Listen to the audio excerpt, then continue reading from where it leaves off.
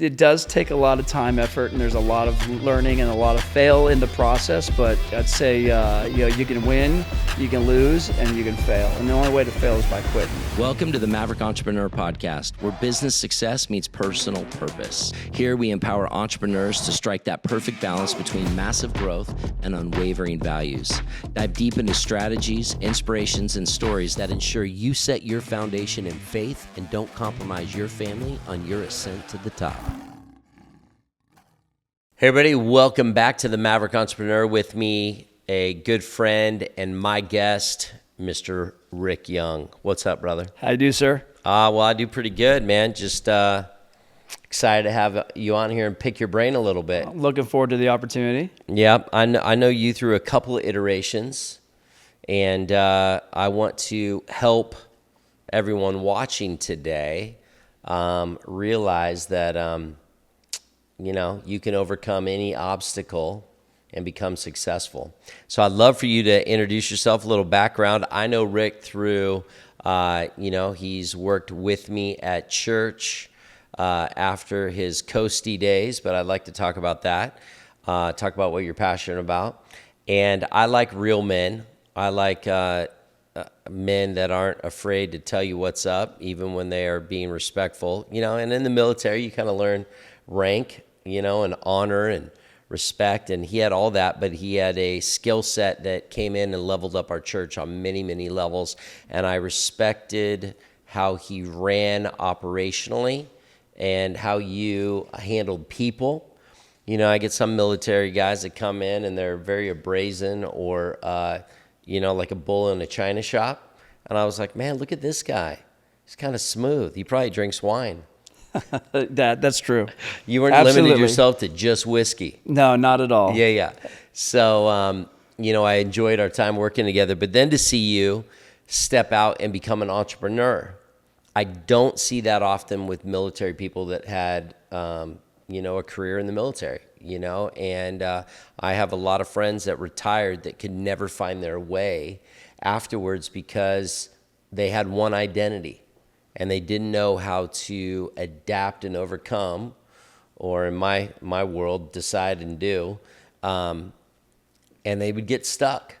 And I think it's an interesting skill set to be able to get out of the military, take a W-2 position, and then one day decide, you know what, I'm gonna write my own ticket, and have the wherewithal to be able to become an entrepreneur, be your own boss, and then scale a company like you've done. So I would love for you to share some of the wins, some of the hows, some of the, I just gave a 50,000 foot overview, but how can you help those entrepreneurs out there that they're in a W-2 position now, they got a side hustle, but that side hustle needs to be their main hustle and they know it, or they're in their main hustle, but it's not popping like they were hoping because their learning curve was bigger than they thought.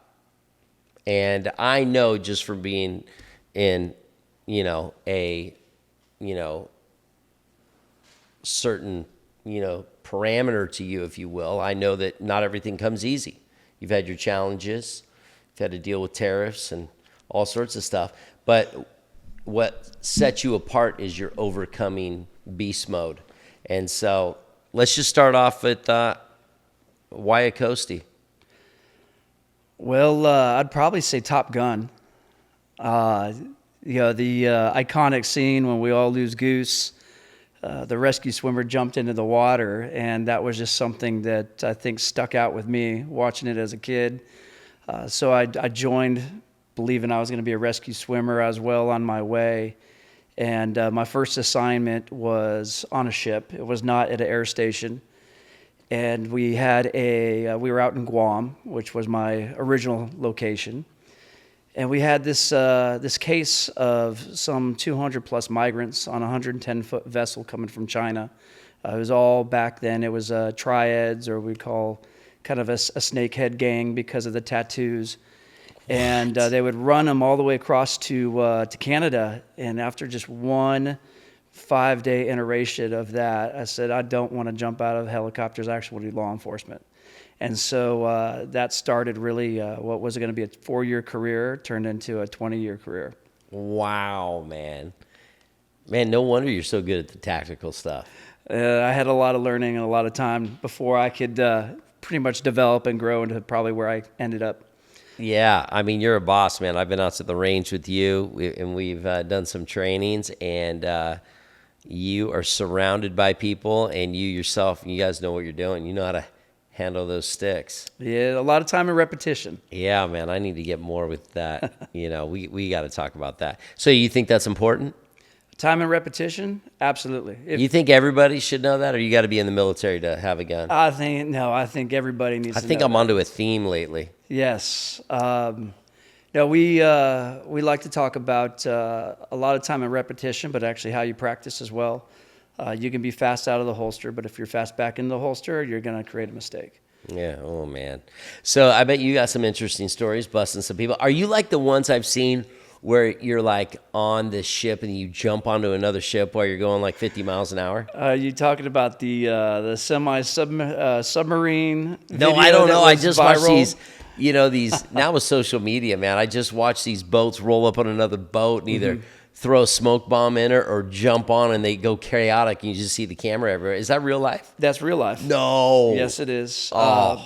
Give us one story. Well, let me give you a little bit of history on it, man. because I was very fortunate where a lot of this didn't exist in my time frame. With the Coast Guard, we had our tactical law enforcement teams, which were primary for counter-drug operations. It's been going on for a very long time. It's all the way back down to the 80s when we were doing operations actually in like Bolivia, down in Colombia. It was all training that was just joint military because the war on drugs was very prominent back then. And so it did not... Did you even make a dent? I would say we don't make a dent, no. Oh, it's that next level. It is that next level. It's unfortunately the demand in the United States is higher than anywhere else. You take that plus the proximity, the challenge with our borders, how much of our border is water. We are really the number one consumer of illicit drugs, and the demand continues to change, especially with synthetics. And so here we are. But it's evolved over the years, and actually the Coast Guard's law enforcement evolved over the years. It started, of course, with 9/11. I was actually sitting in New York Harbor on the lower side in Sandy Hook, New Jersey, when I got a phone call and walked out of my station and could see the first tower smoking. And from there, what we ended up kind of doing with the law enforcement in the Coast Guard then is we went from more of a reactive to a proactive. So our counter-drug programs definitely ramped up. We started doing counterterrorism, anti-terrorism work as well. And we've been overseas since the original Middle East. And so all those operations and practice, and it kind of led to probably the experience that I have today and maybe a little bit of the tenacity that I have. Yeah, man, it's for sure. You know what shocked me? Because I grew up in a family of Marines. My brother went in the Navy. I just was never around coasties. But then to meet some of the gnarliest, burliest studs, and they're all Coast Guard. It's a small population. It's a group within a group, or percent of a percent. And it's one of those where the legacy mission of the Coast Guard, it is 100% admirable. It's honorable. It's something that they're saving lives every day. They've been doing it. Started with revenue cutter service, the lighthouse service, and I just thought they went out on beaches and threw the little thing trying to save a drowning swimmer. I thought I was going to be like David Hasselhoff and run around in Baywatch, but I did nothing. I wore more camouflage than I ever wore any blue. Yeah, and you know how to handle a weapon better than a lot of my military friends too. We had a lot of rounds to practice. Oh my gosh. So again, and a lot of it was an environment. Yeah. Once 9/11 happened, we have the war in the Middle East. We have Iraqi, the war on terrorism. It just created a demand for a little bit more advanced law enforcement or advanced capability from the Coast Guard. Yeah. We were in Vietnam. We've been in the Persian Gulf. We've stayed in the Persian Gulf. World War II, swimming up in the beaches of Normandy, actually checking to make sure that the ships can land. So there's a very unique kind of a special operation or a specialized group in the Coast Guard that's been doing things in one manner or another for decades and decades. But yeah, it's evolved today. I love when I get to see news clips and I actually see what's going on. It's very subtle nods. But it's still even a relevant conversation today, especially with right now they've been doing the drone attacks or the missile strikes on supposedly drug smugglers going up. And so that making the news today is something that directly is impacting and affected from probably the guys that are out there doing the counter-drug mission. Yeah, man, and it's ticked off a lot of the cartel, man. They're like throwing out threats to Americans, don't come to Cabo. Well, when we have to change tactics, they have to change tactics too. Wow.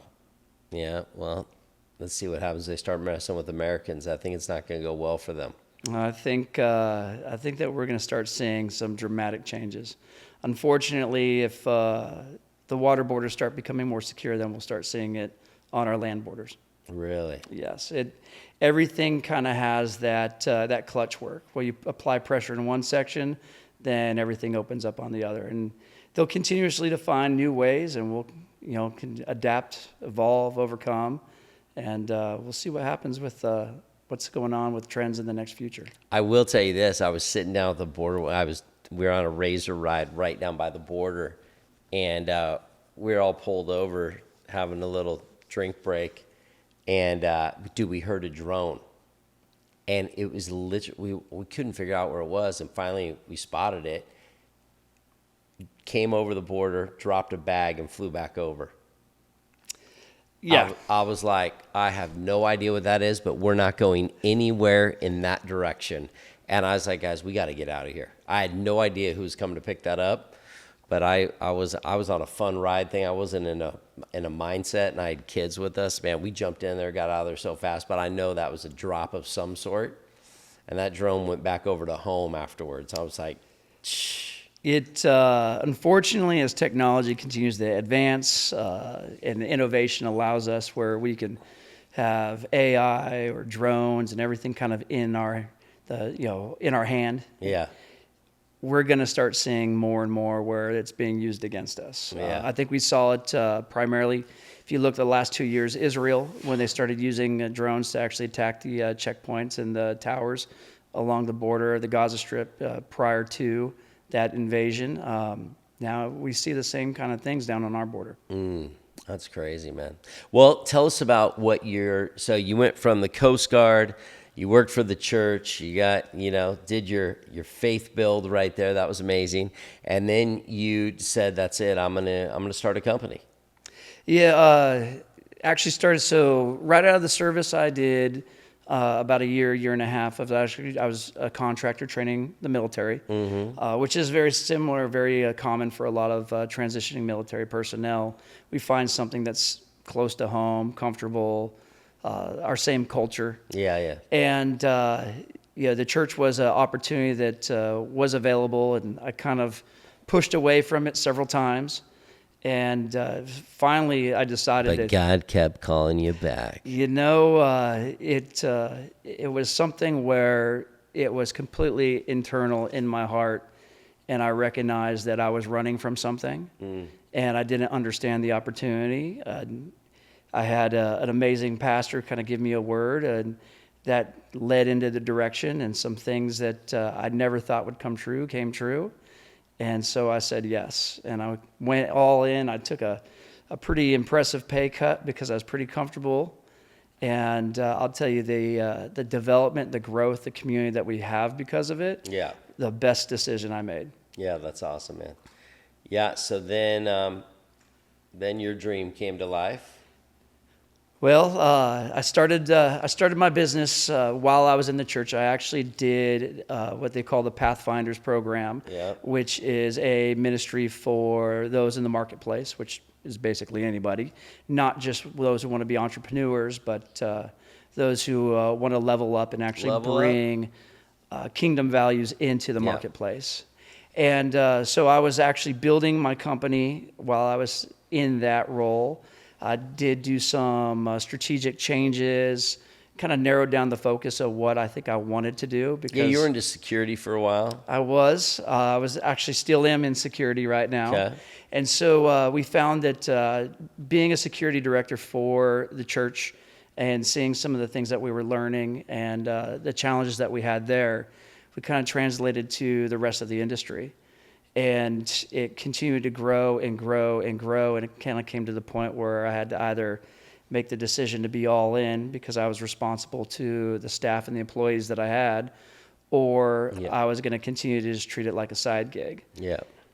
And so I had to make that hard choice. Never easy. It was not, I loved what I was doing with the church, but I definitely know that responsibility and obligation to the team that I have built, that's where my heart is, and that's what I've been doing now.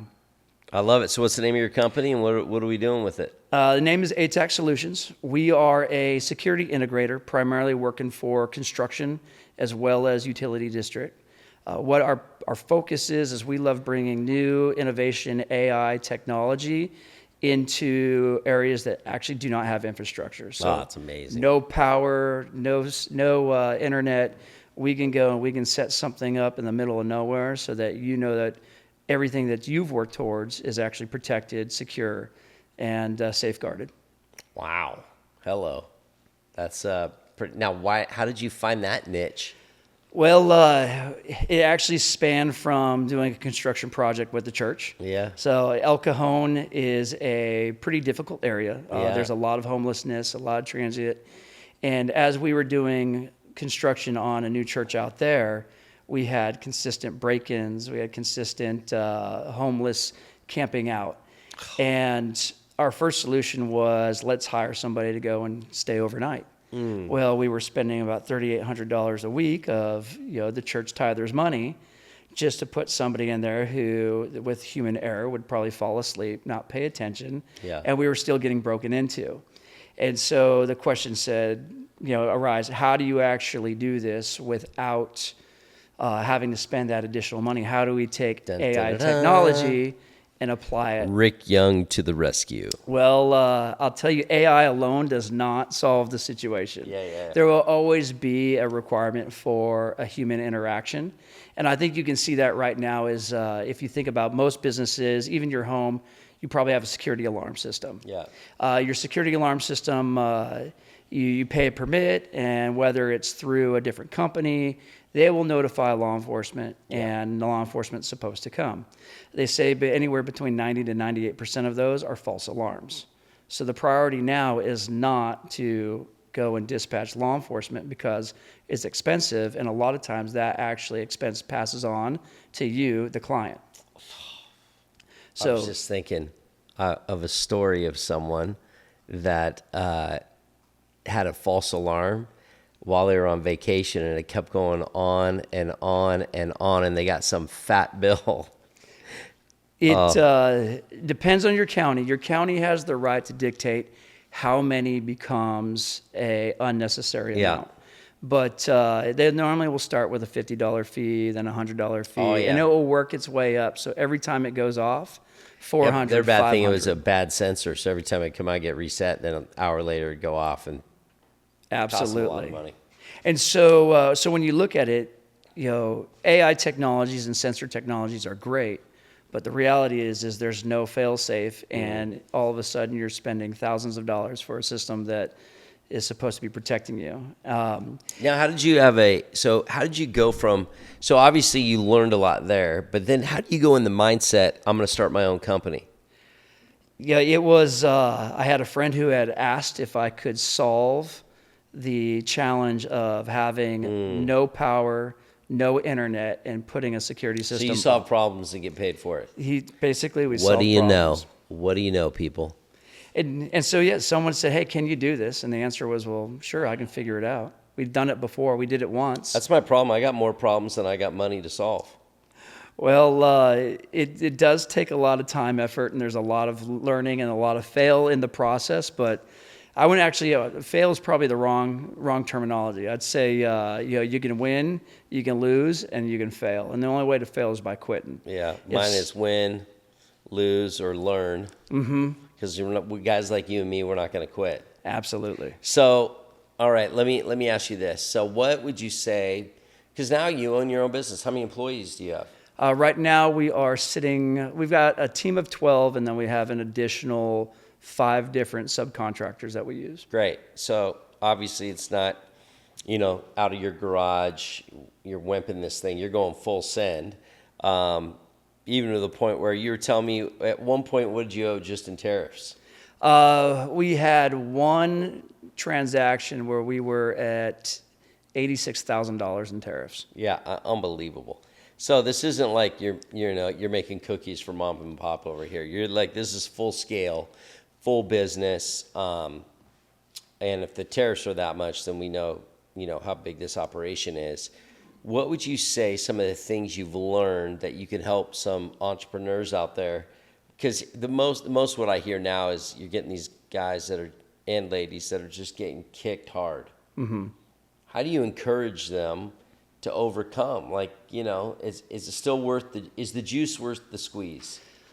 It's definitely worth the squeeze. There are always going to be trials. There's always going to be challenges. But I'd say for me, and even in the military, we were a very strategic planning organization. So we had your primary plan, your secondary plan, a tertiary plan, and then you'd spend time doing contingencies.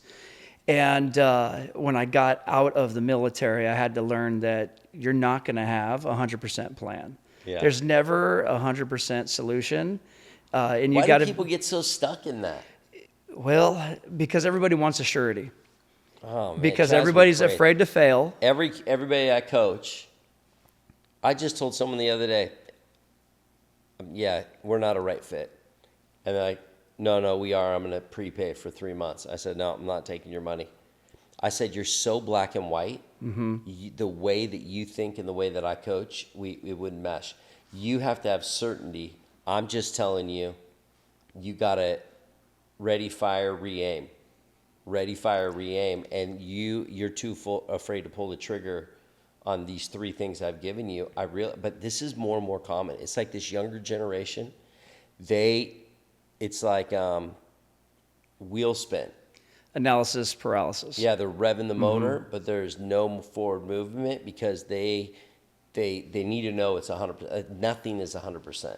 Well, and actually, you kind of helped break that mold with me, is because while my first assignment working for the church was working with you, for you, and I delivered you an operation plan for moving into COVID, we were looking to help out all the local small businesses, as well as we wanted to do kind of benevolence and do a food bank situation.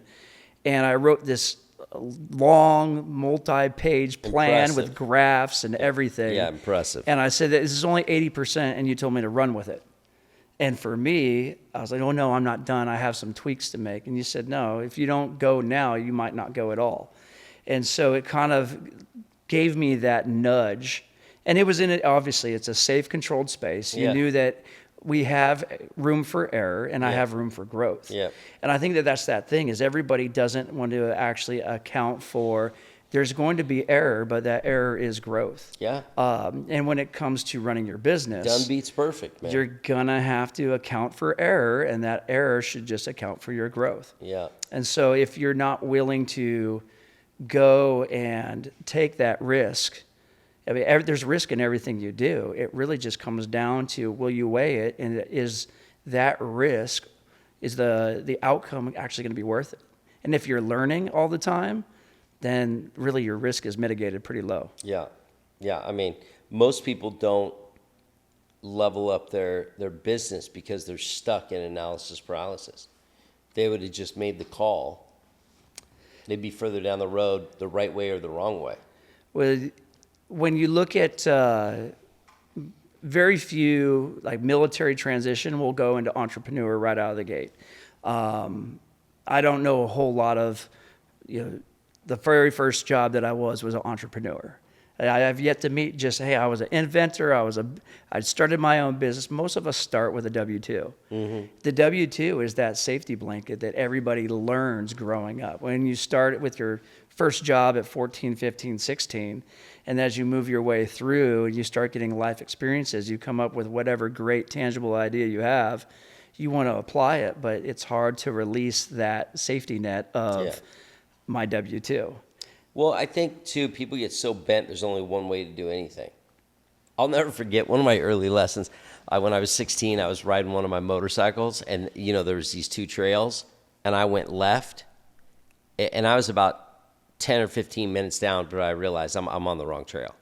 So then I was getting all upset that I had to go back 15 and then try to catch, because I was trying to be a little smart aleck. The crew was going, I was like, oh, I know this goes around. Didn't. Cut off. But what was a crazy lesson for me, which I didn't know at the time, as I turned around, I looked down, there was a money clip, and it was like, just a money clip, nothing else except $250 cash. No one's out there. Someone dropped a money clip. I picked it up. We went back. I was like 10 minutes behind. I mean, I was hauling, trying to catch him. I never caught him. We got back to camp, and I was ticked because I was piping off before we got there, and I remember one of my friends goes, oh, would you try beating us going that left back there? I'm like, yeah, I did. And they go, yeah, how'd that treat? You didn't end up first. And I said, no, but I ended up $250 richer. I literally have used that analogy so many times in business where I'm like, you know what, I'm going down this other path. Even if it doesn't work out, I know I'm going to find gold along the way. And I can't tell you how many times along the way something else has come up, even though I could have done a shortcut over here. If you have eyes to see in business world, I don't think there could be a wrong left or a wrong right. You're just going to learn something. If you could take that and apply it, there could be gold on the other side of it. And I think too many people think there's one way to do it. One way to do it. Sometimes there's a more efficient way. Mm-hmm. Sometimes there may be the quicker way. But if you look for the gold, no matter which way you go, you're going to find it. Yeah, I love your analogy, and that's the thing, is that if you already have a preconceived outcome, think about all the outcomes you're missing out on. Yeah. Well, I watched you grow a lot, man. I will say that part of the reason I wanted to interview you is because I get to work with a lot of people, especially, running a church and then, being in the marketplace and coaching a lot of different types of people. And before it was just in chiropractic. The one thing that impressed me the most is your ability at your age, after being 20 years of being a yes man. A yes man could be a default, but I watched you grow more than many, many people, which is why I wanted to interview you, because I got to figure out what your secret weapon was, because a lot of guys in the military, as long as they're conditioned to stay yes men, and they can never get out and do something on their own because they're stuck in answering to somebody else. And when they don't have someone to answer to, they don't know what to do. How did you adapt and overcome and decide and do? Because I think it's a lot of entrepreneurs have a dream, have a thing, and then they get stuck. And I see it definitely with my military friends. What makes you unique in that you've learned to overcome these things? That's a tough question. Well, I mean, it's a true one. I watched the fruit of it. You're getting interviewed based on fruit, bro. The transition from the military was hard. 20 years conditioned to think a certain way, to act a certain way. It really came to finding an environment that challenged me to step out of what I already knew. If you think that you're done learning, by the time you get out of the military, well, then you are done learning, and you're actually going to struggle. But if you actually walk into it and you think that as I transition, I'm going to continue to learn, I'm going to see new things, I'm going to try different approaches, I think that that's really the thing, is can you rise up to the challenge? Mm-hmm. Every single military has different a progression of advancement or progression of promotion, and then there's specialty skills. And each one of them, there's always a test to build you up to see what can you do to make sure that you can be the minimum of that position, the minimum of that rank, the minimum of that qualification. Yeah. But when people get out, they think that they're done. Yeah. The reality is that the world has the same kind of growth mechanism. You just have to look through a different lens. And in looking through a different lens, I realized that stepping into the church. I never expected to do anything in ministry. I thought I was just going to be a security guy. And I found more opportunities to learn about project management, to learn about finance, to learn about communication and speaking. Speaking. Yeah. Exactly. Preaching. And preaching. And so if you hold on to the mindset of you already have your identity, then you'll be stuck and limited in that identity. Yeah. But if you actually are willing to say and recognize this is just the next level and I'm going to learn as I go, you'll continue to level up. If you had to say, what are you seeing in the young generation right now? How do we help this young generation? Oh, Where do you think the one word? I see all these, everybody now when we were age, everyone wants to be in the military or they want to be a firefighter or, I want to be a chiropractor. The fastest growing thing everyone puts now is they want to be an influencer. So they all think they're influencers, which is fine, whatever. What do you think? What's like words of advice you can give this younger generation that you might see as their blind spot? I would say, I think in the generations that we're seeing now is this denial of responsibility and denial of authority. My daughter is 24 years old, and she didn't live with me all of her life. And when she joined my wife and I, our number one thing was you're going to learn your responsibility and your authority. Where you see a lot of kids today do not want to get their driver's license. I'm fine. I don't need it. The reality is when we were kids growing up, I was there. I was the first person on my 16th birthday. And that's what I got for my 16th birthday. Once you have that responsibility as a driver, then you can start looking at what's my next responsibility. Oh, maybe a job. What's my next responsibility? Paying for my own cell phone. What's my next responsibility? And I think that that's where we're seeing the generation today is that they were not groomed to take responsibility and authority.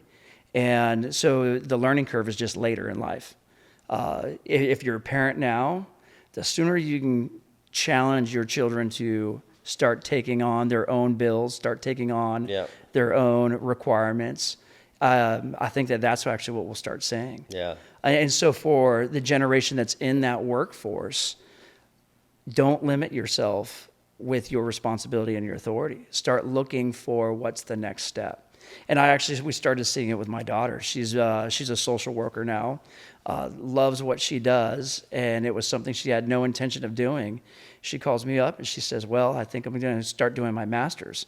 Wow. I said, I thought you were done with school. And she said, no, actually, I was done with school, but what I want to be the case officer. Yeah. I don't want to be the lower level social workers. Finding her way. So now she tells me, this is my progression path.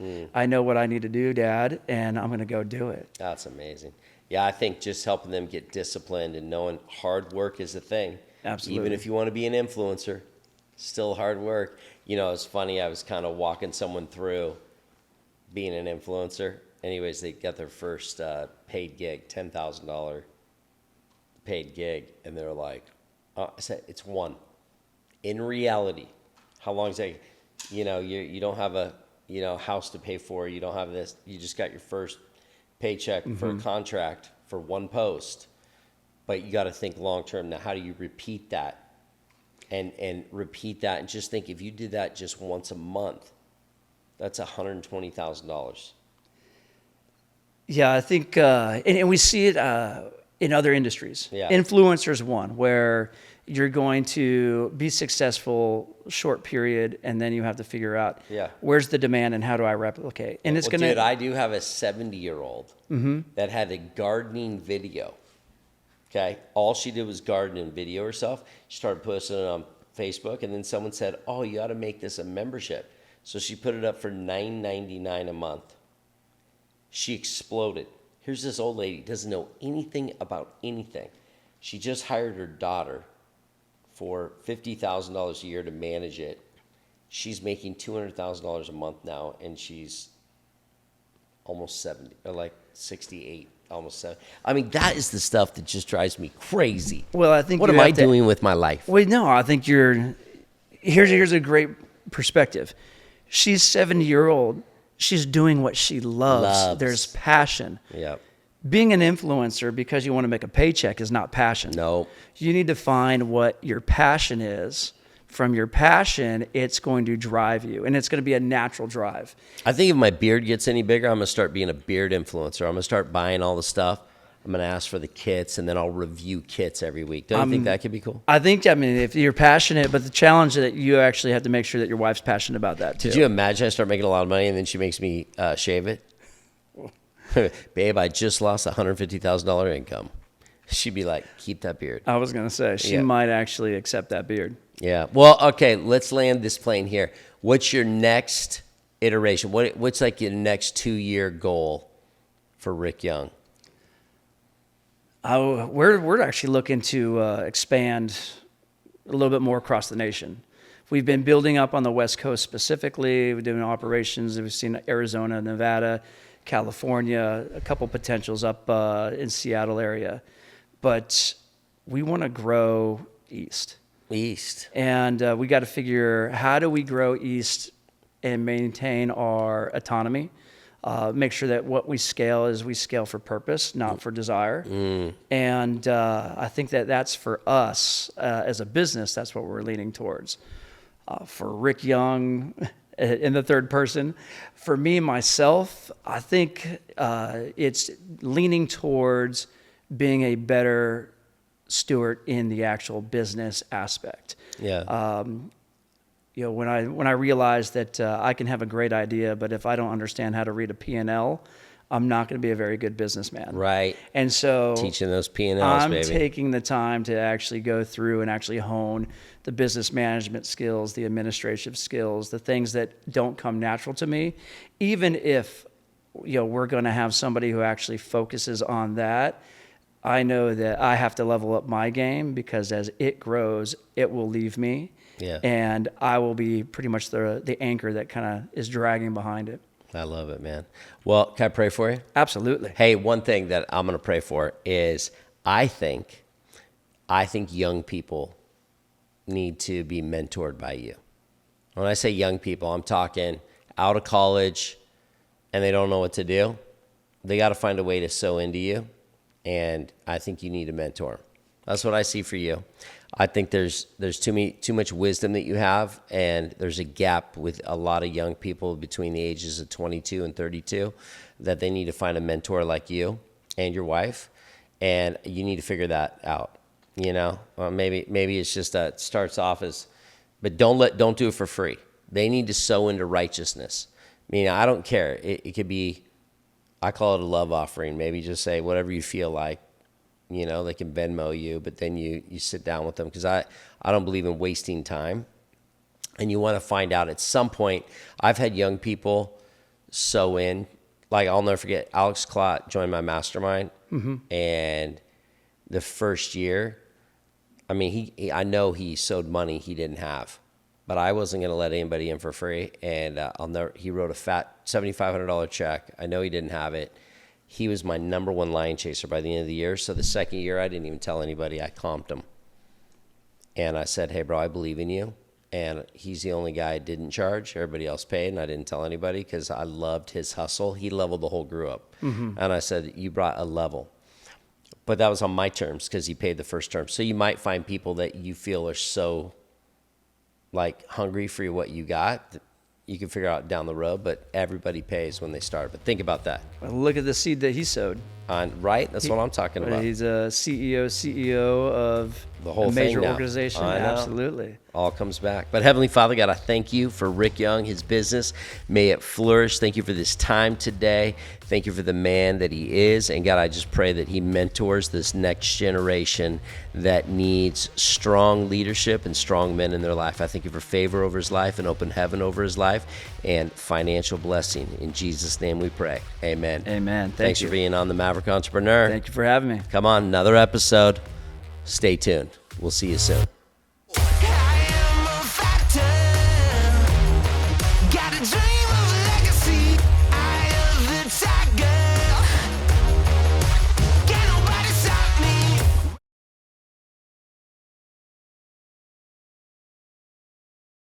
It does take a lot of time, effort, and there's a lot of learning and a lot of fail in the process. But I'd say, you can win, you can lose, and you can fail. And the only way to fail is by quitting.